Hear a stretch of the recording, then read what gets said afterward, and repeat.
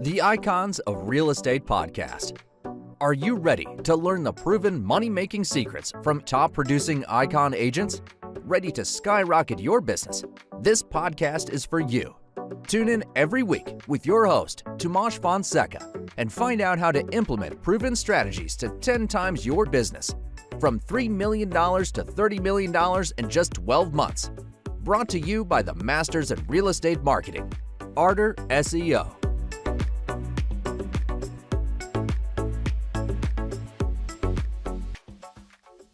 Welcome to the Icons of Real Estate. I'm Tim Calloway. I have a very special guest all the way from Bonita Springs, Florida, Julie McElyea. Julie has worked in the real estate industry since 2005.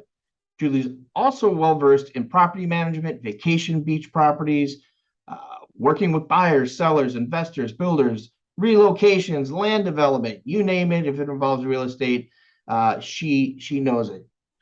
Julie has 4 children, works 2 offices, one down at Bonita Springs and one up in Illinois. Julie, welcome to the show. Hi, thank you so much for having me. Of course.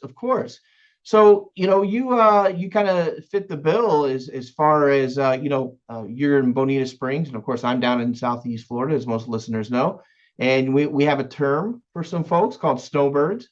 Not that you're a snowbird, but you do have 2 offices. You've got one up in Illinois still and one down here.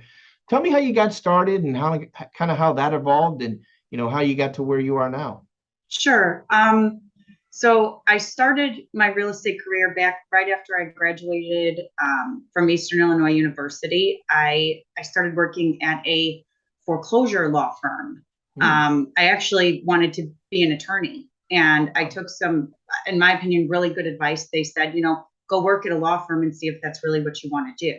Right. And so I did. I went and worked at a law firm, and I decided an attorney was not what I wanted to do at all. Right. But I learned a lot about, foreclosures, bankruptcy, REO properties, those sort of things. Our clients were all the large banks. So Freddie, Fannie, Chase, everything. And I worked there from 2005 to 2016. Wow. So I had a lot of information, but I realized I didn't like taking people's homes. I thought there was so much that could be done, to help homeowners either stay in their properties or just, helping buyers and sellers in terms of that. So I just became really, really interested. I was licensed. I worked full-time at the law firm, and then just did real estate part-time for a few years, and then kind of decided real estate's what I wanted to do full time. So I opened my first office in Shanahan, Illinois in 2015. Okay. Yep. So, it's interesting you say that. It's really kind of opened my thought process up a little bit about this. I was talking to someone yesterday, and they were saying, you don't get, and he was a former police officer, and he said, you don't get a lot of hugs, as a police officer. Yes. And he was trying to change lives, of course, going into law enforcement. And he realized he did something similar where he did real estate part-time, and he goes, and it was life-changing as well, right? You help change lives. And you said something, Julie, right in the middle of that, where you said, I didn't like taking people's homes, right? And, of course, that's never a good feeling. But tell me how, and a lot of folks don't realize this. Tell me how you can help someone, and I'm taking it off, diverging it a little bit, help someone who maybe is in trouble. Maybe they need a short sell, or they're under the auspice of a possible foreclosure. Sure, absolutely. And this is something I've talked about for years, so I'm so glad you asked that question, because so many homeowners don't realize how much help is available. Right. And they, just kind of, they hide in a corner and feel like, I'm just going to pretend this isn't happening. And, I, unfortunately, before I left the law firm, I was working in our sales department, and I would get these calls, the day before their property was going to sale, saying, what can I do to save my house? I would say for anyone that is having trouble, you have several different options. The first one would be, contact whoever your servicer is. So if that's Chase, Bank of America, whoever that is, and speak to their loss mitigation department. Mm-hmm. They will have different programs. that most likely, a lot of people do qualify for. However, you'll deal with situations where there's divorces, people had to file bankruptcy for medical issues, things like that. Yeah. In those situations, when they know they can't save the house, or maybe they don't want to, maybe, they want to sell it. The first thing you do is you contact your lender, let them know what's going on, because they have departments that are there to help. And everyone, they see the bank as the enemy.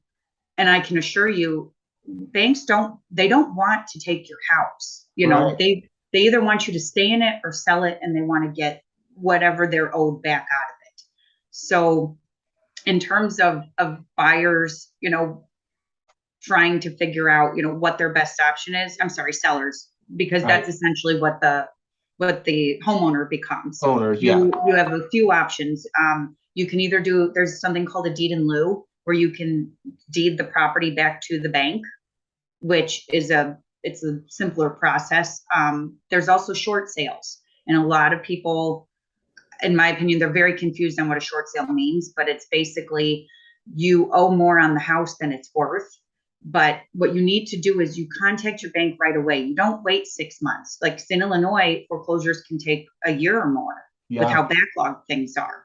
Florida, it runs a little faster. But that being said, you contact your bank, you let them know, I want to sell the house. You find an agent that knows short sales, that knows foreclosures. They understand this process, because as the homeowner, you have to fill out a ton of paperwork. You're basically applying to the bank to say, look, I can't afford this house.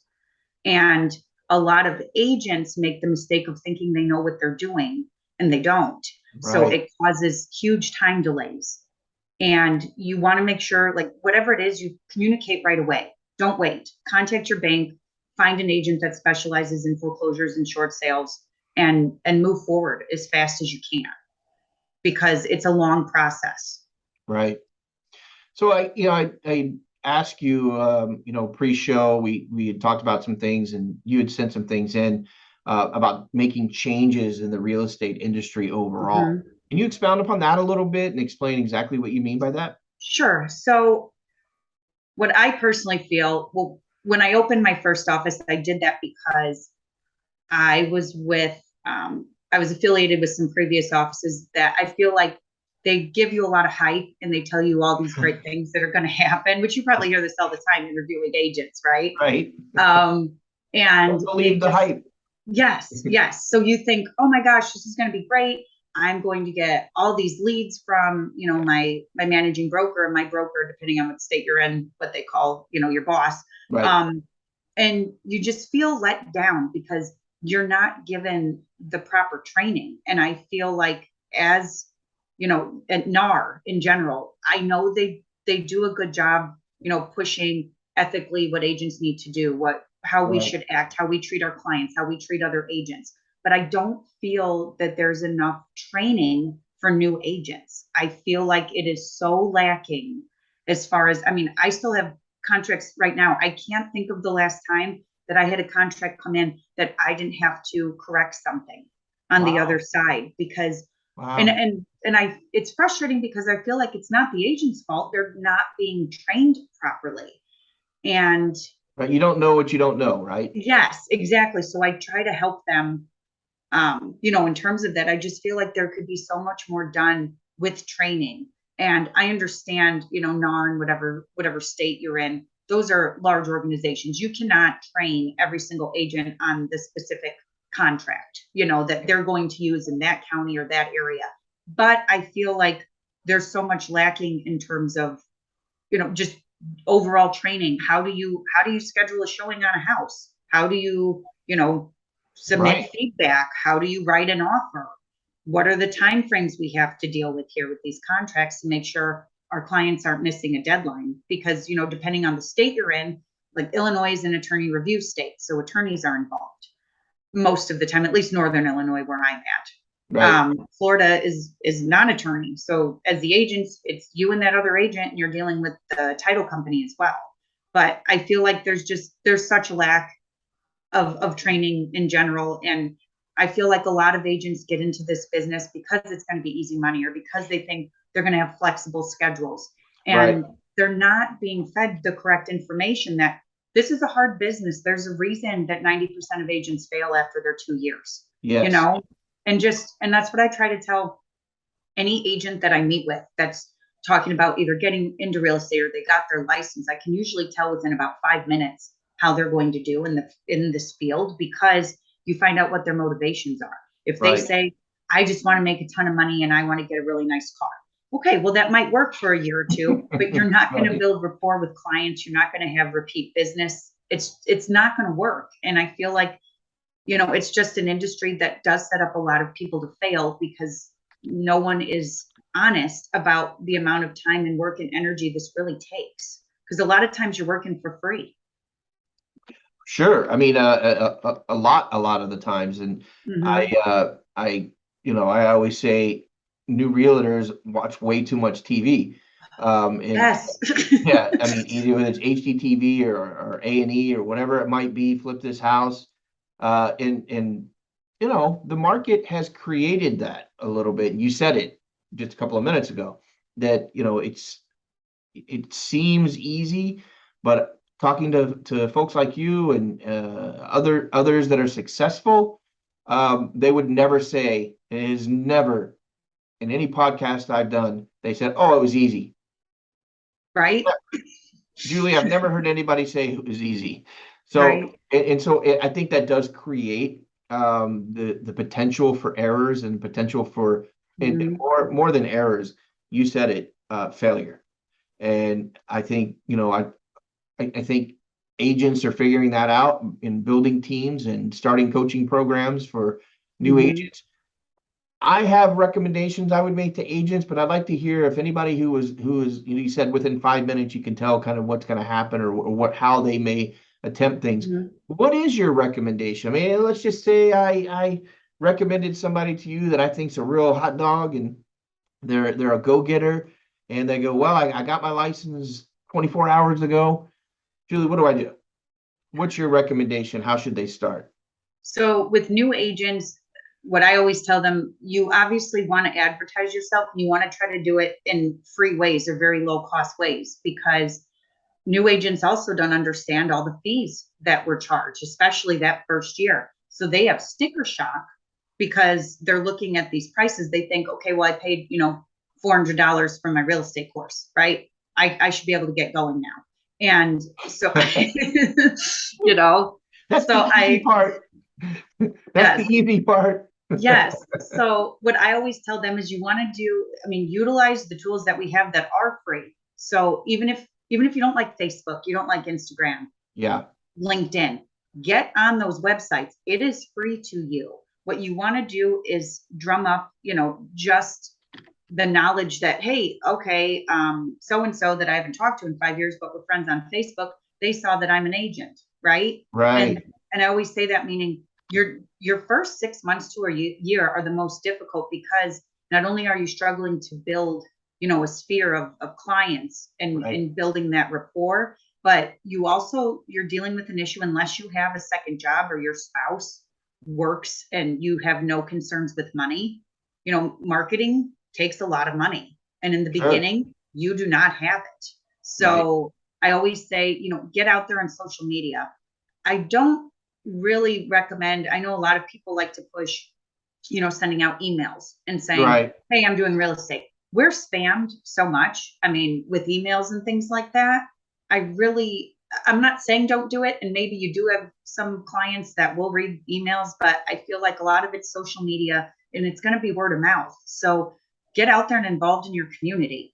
And I say that meaning don't walk around and hand out, you know, 50 business cards to everyone and say, hey, I'm in real estate now. You don't want to come off as a used car salesman by any means, because that's what I feel like a lot of agents, you know, when you hear from the general public, they think, you know, they put us in that category. And unfortunately, there are some, you know, bad apples, but a lot of agents are very good people and they want to help their community. You know, we want what's best, I mean, for our clients, right? And what you want to do is you put yourself out there in free ways. Like I said, so you do social media. One low cost marketing tool that I give all my new agents, it's door hangers. You literally, And you're not knocking on people's doors. You're not asking to speak with them. You're farming specific subdivisions. You have to do it consistently. So either every month, every other month. And out of all the years I've done that, I've only had 2 people that were angry and sent me back their cards. So I was like, okay, well, we just won't put it on their door anymore. But like, there's just going to be those people. But that's really how the industry evolved, right? I mean, I'm older than most of my guests, and I can tell you, and I've spent my whole life marketing with realtors and teaching realtors how to market. But I can tell you this, I do remember going all the way back to the early 90s and, getting door hangers printed for realtors by the thousands. And I'm not talking one realtor, every realtor. That was a staple, that's a staple. Picking up the phone and making calls, that's a staple. I could probably do a whole nother show on just how to get in touch with people, or a master class on just how to get in touch with people in certain neighborhoods and certain areas. Do you feel being very granular about the neighborhoods that they want to market in is important? Like specific? Yes, absolutely. And that's why I was saying the door hangers, I found they were extremely effective, because you're hitting, and in the beginning I did every month, and then I switched to every 2 months. And you have to be consistent. This is not something you do once and think your phone's going to blow up, right? I did it for a year, and I actually hired a neighbor kid, and I paid him 10 cents a door hanger to go put him on, because he could do it way faster than me, and he had rollerblades. So it was great, right? It was a great system. Yes. And, the effectiveness of that, because a lot of people, they're just going to throw them away, whatever. Right. But people physically have to take it off of their door, and they're going to look at it either way. It's not like direct mail where, like in Florida, my gosh, I get, 5 different agents direct mail every day. Every day. Sell your house. I can sell your house. And it's just another form of spam, in my opinion, just like emails, to an extent. It would be nice, and there are ways to do it, and most of my listeners know my ways, but finding people in the cycle, right? Finding people in the selling cycle or buying cycle or whatever it is, and that's really what we're looking for. And sometimes you got to fish with a big net, right? And those big nets are sometimes cheap, but they a lot of footwork. Just real quick, I almost started laughing because I remember in 1983. Now I'm really telling you how old I am, right? I wanted to buy a moped, and because I wasn't old enough to drive, of course, but I had to get places. And in the state of Ohio, you could be 14 years old, and I was going to turn 14 then. My neighbor was a realtor, and she came to me and said, "Hey, I need to put outdoor hangers in communities. Can I pay you $20 back then, $20 a day or whatever for, a neighborhood to do those?" And that's actually my first foray into real estate. But man, I got to tell you, little Tim at, 14 years old, a very much fitter Tim, well, I would just run down, boom, boom, boom, boom, boom, boom, boom. And every week she would have me hit these new neighborhoods. There was 4 neighborhoods, and so I mean, and trust me, that still works today if you're willing to do it. It's effective. And like I said, a lot of agents don't want to do it. And it's frustrating for new agents because they have so much coming at them. They're inundated with marketing materials and join this lead source program, pay for this, between Zillow, Realtor.com, all of these programs, they're not cheap. No. And, I feel like a lot of agents, like going back to, why so many agents do fail, they put their money in the wrong spots. They're paying all this money out for advertising that's not effective. And no one, and I get it. I don't personally go and knock on people's doors because I don't like when people come to my door to solicit me, right? But a door hanger, it's very, it's very soft, meaning you're not in their face, and you market that you're local in the community, you're an expert, the area. That's what sellers want. Yeah, but Julie, you and I both know the truth. It is hot as heck in South. Yes, I know. The thought of going to 250 to 300 homes this afternoon scares the crap out of me. It's just so hot. Yes. Yes. And that's why I said you get a neighbor kid, or if your kid 10 years old, Somebody 12-year-old wants, kid, yeah, right? somebody Get wants a some moped. water. Yeah, Yes, like get some okay. water, get your rollerblades, Yeah. and they will love it because they hand these out, and then I'm giving you $25 cash, right? Right. Because you like, and You it mean the was a price great hasn't gone system. up since I was a kid? I haven't. I do 10 cents a door hanger. Okay, yeah, that makes sense. 250 usually you'll do in a grouping. Yeah. So Right. yeah, that's I think that's great advice. And Mhm. most of my guests will tell you, that's how they started. And you're right. Going back to the beginning of this conversation, that somebody needs to put together a real formula Yes. for a young agent. And so there is more success out there, because there's going to become a time, and I don't know when that is, but people aren't going to be lining up for your open house, right? I mean, it's going to keep Yes. going back to the And basics. I've seen that shift, Yeah. in both Illinois and Florida. Yeah. It's not as drastic as, 07, 08 as of right now, but I mean, with interest rates tripling, Yeah. that in itself, I have had several buyers that we've had to scale back, their pre-approved amounts because Right. they simply can't afford it anymore. So, So yeah, I mean, you have to be, very wise about it. So let's shift gears a little bit. Talk about where you kind of see yourself over the next 5 years, and what you see for, your business either in Illinois or here in Florida. Sure. So I see myself doing a lot more coaching and training for new agents. I mean, I love my buyers and sellers, but what I found is just being one person, being able to train my agents to go out there, there can be, so many more people helping others that, are educated themselves, meaning my agents know what they're doing. They're going to have their client's best interest in mind because, unfortunately, we deal with a lot of agents that maybe aren't as ethical as I think they should be. And, it does harm the general public, and it's For hard, but sure. it's hard to see that. But at the same time, I want to train agents to go out and do what I've been doing because I love that aspect of real estate, being able to train and coach. So I'm actually, just a few days ago, I'm actually putting together a coaching program that I'm going to start Oh, recording for over this next month. So I'm really, really excited about that. But with nice. both offices, yeah, just my office in Illinois, it does really well. It's small. There's, 4 agents. That being said, what I love about it is that everyone knows what they're doing. We can all help each other out. And I don't do this because I want to say I have, 100 agents that work for me, because I know I cannot Right. train 100 agents. I can't manage 100 agents on my own. And my goal is, like in Illinois, I've started building a team. So I have a team member now that I trained her, and she's doing awesome. But being able to kind of not step away from Illinois, because like I said, I fly up there every month. I'm still very involved with the Right. files.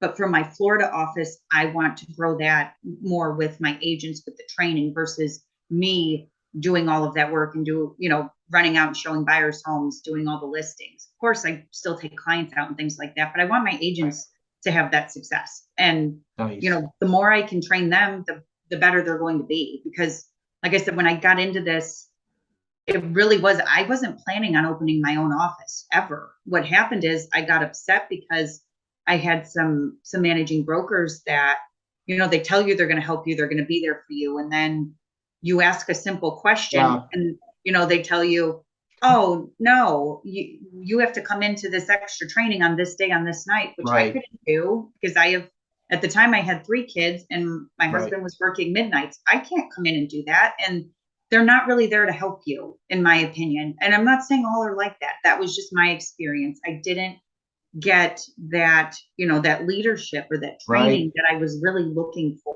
So I figured, well, I'm going to do it so other agents don't ever have to feel the way I did, where you're scared to ask a question. You're scared to ask, how do Right. I market myself? Yeah. They're almost like make the assumption that you should know that, or, Yes, monkey see, monkey yes, do, right? I mean, I've been yes, in it 10 years. Just do what I do. I'm giving you my 10-year action plan, and you're you not. got it. They're just looking at you going, wow, he goes out and closes deals, or she goes out and gets listings. And it doesn't, the magic happens on the ground. The magic happens face to Absolutely. face. So, Mm-hmm. Yeah, so Julie, great stuff. I think you really have a great toehold on what needs to be done, and definitely for your business, your vision moving forward with the coaching and things of that nature. It's Mhm. going to be exciting to kind of to watch how this grows, and I look forward to talking to you again. Any last words? I'd like to give our guests kind of the last word, and or anything that we may have left out that you want people to hear. Oh, I actually have, I host a TV show. Oh, fantastic. It's called American Dream TV, and it's the Selling Chicago segment. So every other month, and I'm based out of Shanahan, which is about 45 minutes or so, well, longer depending on traffic in Chicago, but south of Chicago, Southwest.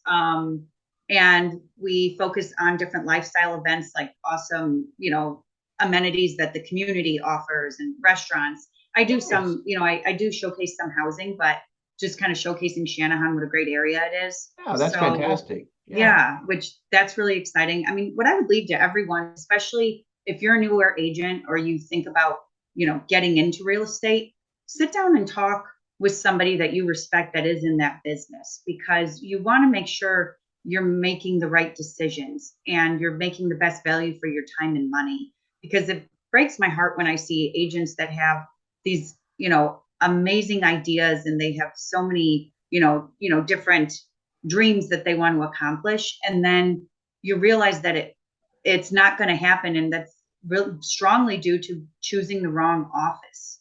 You Right. need to, interview a few different offices. Go with a broker or managing broker if you're in Illinois that is, they fit with you, meaning they're aligned with you. You feel comfortable with them, because you should, if you're working in real estate, you should almost be asking questions every day. Of course. Oh, yeah. You want to be, it's almost like it's a second family, and you want to make sure that you're comfortable with whoever that is. So I would say, to anyone that's looking in this field, just do your homework, do your research, but always follow your gut. Meaning, if something doesn't seem right, but you want to go with this office because there's 150 agents, there's a reason it doesn't feel right. And some people love those huge offices, and if that works for them, great.